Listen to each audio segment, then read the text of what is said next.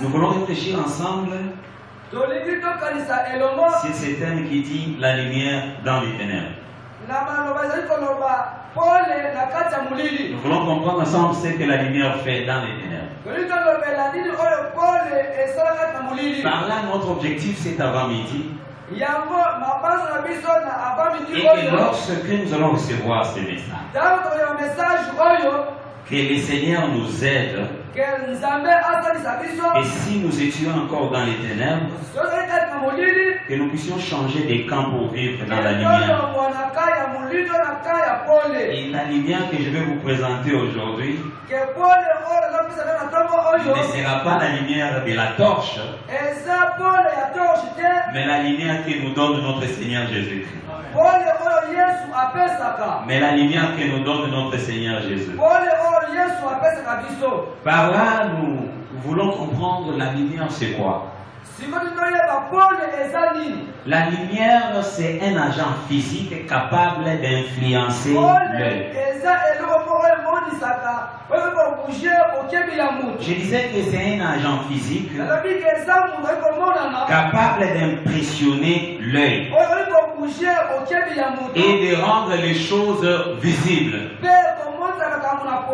Cela veut dire que pour voir quelque chose au clair, vous n'avez pas besoin de votre nez. Vous n'avez pas besoin de votre bouche. Moins encore vos oreilles. Mais vous avez besoin de vos yeux. Vous avez besoin de vos yeux. Mais les nouveaux dictionnaires bibliques, les nouveaux dictionnaires, c'est les dictionnaires de la Bible. Hein? C'est un livre. Lorsque vous lisez les nouveaux dictionnaires bibliques,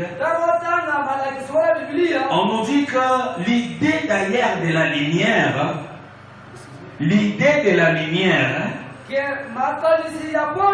est souvent associée ou attachée à Dieu. C'est pour dire que selon ces dictionnaires de la Bible, lorsque vous parlez de la lumière, on sous-entend que vous parlez de Dieu lui-même. Parce que nous venons de lire ensemble que Dieu est lumière. Et parce qu'en Dieu, la Bible dit qu'en Dieu il n'y a pas de ténèbres. C'est comme ça que la Bible nous éclaire en disant que Dieu est lumière. Est-ce que quelqu'un croit que Dieu est lumière? Est-ce que quelqu'un croit que Dieu est lumière? Le deuxième élément, c'est les ténèbres. Les ténèbres, c'est une obscurité profonde,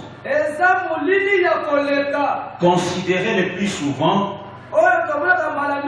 Je disais que c'est considéré le plus souvent comme un milieu matériel. C'est comme si quelque chose qu'on connaît d'opaque.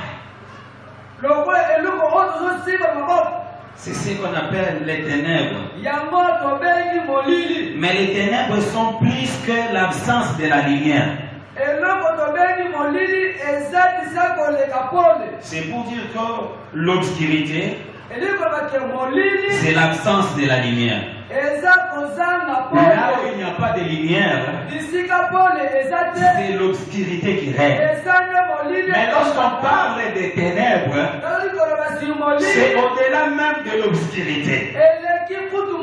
Et lorsque nous sommes dans l'obscurité, nous sommes incapables de voir. Mais l'explication nous montre que les ténèbres, c'est plus que l'obscurité. C'est comme ça que... Non. Les ténèbres est plus que l'obscurité. L'obscurité, c'est l'absence de la lumière. Et ça n'est pas plutôt pas. Vous avez vu comment nous avons manqué les mots. Hein? En français, nous sommes très à l'aise. Mais lorsque nous cherchons le même mot en lingala, lorsqu'on parle de l'obscurité, on interprète par mollet. Et lorsqu'on parle des ténèbres, Et lorsqu'on parle de ténèbres, on était en train de parler de Molili. Mais en français, lorsqu'on parle d'obscurité, on nous dit que c'est l'absence de la lumière. Mais lorsqu'on parle des ténèbres, en français, cela peut signifier au-delà de l'obscurité. Est-ce qu'on s'est bien compris? En français, c'est plus facile qu'en lingala. Alléluia. Alléluia. Est-ce que quelqu'un est avec nous? Est-ce que quelqu'un est avec nous? Mais si vous lisez bien la Bible, vous allez comprendre que les ténèbres sont synonymes de malheur. C'est comme ça que Ésaïe, dans son chapitre 45, le verset 7, il nous dit que c'est Dieu qui donne la lumière. Et c'est Dieu qui a créé les ténèbres. Et la suite dit que c'est Dieu qui donne la paix. Et c'est lui-même Dieu qui a créé le malheur. Au début, on a parlé de la lumière et ténèbres. Et l'explication nous montre que la lumière c'est la paix et les ténèbres c'est le malheur. La Bible nous parle de ces deux éléments. La lumière pour la paix et les ténèbres pour les malheurs. Bien, mais j'aimerais bien que cet avant-midi nous puissions retenir quelque chose. Parmi les choses que nous allons retenir ensemble, le premier élément ou la première chose que nous voulons bien que nous puissions retenir est que la lumière dans les ténèbres, pour bien le comprendre, nous allons prendre le contexte de la Bible. Pour mieux comprendre la lumière dans les ténèbres, en premier lieu, nous devons regarder cela avec des lunettes de la parole de Dieu.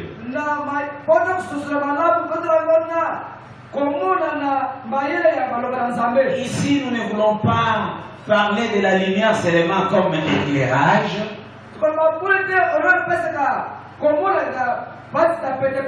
Mais la Bible nous présente la lumière comme étant les camps de Dieu.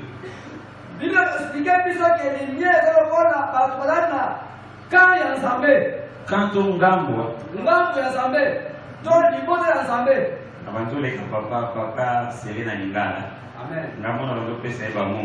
alléluia. La lumière, selon la parole de Dieu, est pris comme étant les camps de Dieu. Et les ténèbres comme étant les camps du diable. Et lorsque nous voulons parler de la lumière dans les ténèbres, nous voulons juste comprendre les camps de Dieu dans les camps du diable.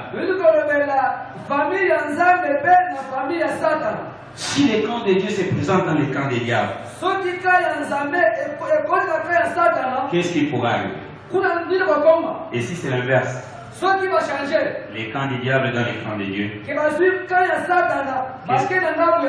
qu'est-ce qui pourra arriver? Dans 1 Jean, la Bible dit: marche en communion avec Dieu. Ou soit marcher en communion avec Dieu,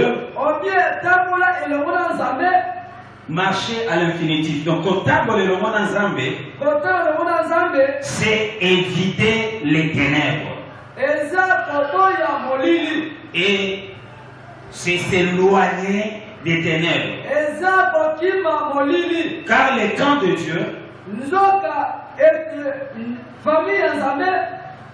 camps de Dieu, n'a jamais été ténèbres. N'a jamais été ténèbres. Les camps de Dieu c'est la lumière. Je préfère bien que tu interprètes pas Ngambo ya Nzambe, c'est plus facile que Libota. Alléluia. Je disais que le camp de Dieu n'a jamais été ténèbres. N'a jamais été ténèbres. Comme Dieu lui-même est lumière, et si nous qui croyons en lui, nous serons aussi lumière comme lui. La Bible dit que nous serons en communion avec lui. Si nous aussi nous serons lumière, cela veut dire que nous serons en communion avec Dieu. Or, être en communion avec Dieu, c'est vivre l'unité avec ceux qui professent voilà une même foi. Cela veut dire quoi? Si nous serons tous lumière comme Dieu est lumière, nous partagerons la même foi. Et nous serons également lui qui est lumière. Comment comprenons-nous la lumière maintenant? La lumière sous une autre forme veut dire simplement vivre comme Dieu. C'est comme ça que Christ a porté le corps. Il est venu avec nous, il est venu vivre avec nous. Il est venu vivre avec nous. Christ a porté le corps que nous portons. Christ a vécu, expérimenté tout ce que nous expérimentons. Sauf que Christ n'a pas fait tout ce que nous faisons.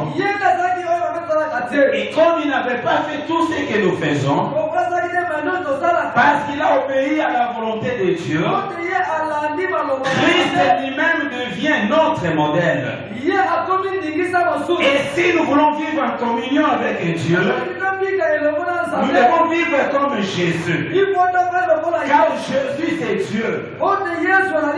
Il nous a apporté l'expérience de Dieu sur terre. Et nous qui sommes sur terre, si nous voulons aussi expérimenter la vie du ciel, nous devons vivre comme Dieu et nous serons appelés lumière comme Dieu est lumière. Qui veut être appelé lumière comme Dieu? Il veut vivre comme Jésus pour qu'il soit lumière comme Christ était. Alléluia. Alléluia. Alléluia. Est-ce que quelqu'un est avec moi? Vous croyez que nous devons avancer? La deuxième des choses, que l'unité de mesure de la lumière est ténèbres. Pour que la lumière soit dans les ténèbres,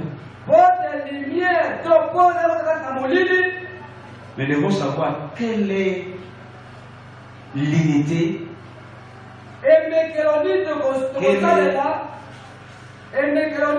ou soit l'unité de mesure. Et c'est des éléments. Lumière et ténèbres. À l'école, je ne sais pas si j'ai oublié, les cours de, je crois, les formes géométriques ou quoi. Les formes géométriques. C'est là où on nous a enseigné les unités de mesure. Moi j'avais retenu cela, je ne sais pas si c'est en deuxième année ou troisième année primaire. Et des fois on chantait cela. Les mètres et l'unité, c'est le principal de mesure de longueur. Les litres et l'unité principale de mesure des capacités, ou je ne sais pas moi, et que papa c'est avec moi. Et pour la lumière et les ténèbres, la deuxième des choses, nous devons identifier quelle est l'unité de mesure de ces deux éléments. Quelle est l'unité de mesure de ces deux éléments? Et cet avant-midi, j'aimerais bien que nous puissions comprendre que l'œil est l'unité principale Des mesures de lumière et de ténèbres. Des mesures de lumière et de ténèbres. Si vous n'avez pas Dieu, vous ne saurez pas identifier la lumière des ténèbres. Pour comprendre que je suis dans la lumière, vous devez posséder Dieu. Pour comprendre que je suis dans les ténèbres, vous devez posséder Dieu. Car sans les yeux, il me sera difficile de comprendre si je suis dans la lumière ou dans les ténèbres. Ou soit si la lumière est dans les ténèbres. C'est lui qui vit dans les ténèbres. Même s'il a Dieu, il ne saura pas voir. C'est lui qui est dans les ténèbres. Même s'il a Dieu, il ne saura pas. Il est comme quelqu'un qui vit avec des yeux bandés ou fermés. Vivre dans les ténèbres, c'est vivre sous l'influence du diable. Celui qui vit dans les ténèbres, il vit sous l'influence du diable. Or, vivre dans la puissance du diable veut simplement dire que tu es dominé par le diable. Maintenant, écoutez-moi bien. J'ai dit que celui qui vit dans les ténèbres, il est incapable de voir les choses. Or, dans les ténèbres, c'est vivre sous la puissance du diable. Cela veut dire quoi? Toute personne qui demeure dans les ténèbres, il est sous le contrôle du diable. Même si il possède de ses yeux naturels. Mais les ténèbres fait de lui aveugle. Les ténèbres fait de lui aveugle. Parce qu'il est sous la domination divine. Je vais prendre un exemple. Nos enfants ne sont pas là, je prends mon frère. C'est frère, tu viens avec moi, viens monter ici avec moi. Je suis avec mon fils ici. Nous allons faire un exercice. Mon frère, donnez-moi ces mouchoirs.